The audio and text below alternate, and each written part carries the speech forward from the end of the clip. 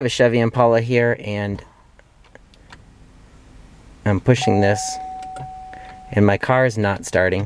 The fuse and relay box is just to the right of the battery, so we're gonna remove that, orient it the same way. We're gonna look, and right here it says starter is in location 12, and location 12 is right here, which is this 30 amp fuse here. There's a fuse puller right here. We're just gonna pull that up, and then we're gonna remove this fuse. Now that we removed that, we're going to give it a visual inspection. A lot of times you can see that it's burned out at the top.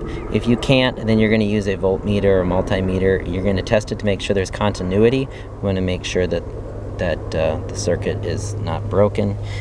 So we'll test this. If this is bad and faulty, we're going to replace it. So now the best way to check this is we take our multimeter, we're going to set it to 200, and then we're just going to take our probes and we're going to touch each side, and we're going to get a reading of around 1.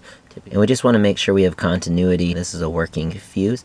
If this was not working, we'd get no reading at all, and it would look like something like that. Nothing would happen. So when we touch both, but this one, and then we'll place a new one in there.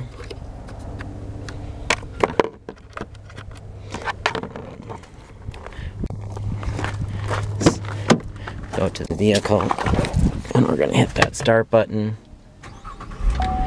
and in this instance that started it up. So if you're having an issue, don't be afraid to go in that fuse and relay box, check that fuse. It's fuse number 12, it's a 30 amp fuse, and see if that's the issue before you go any farther.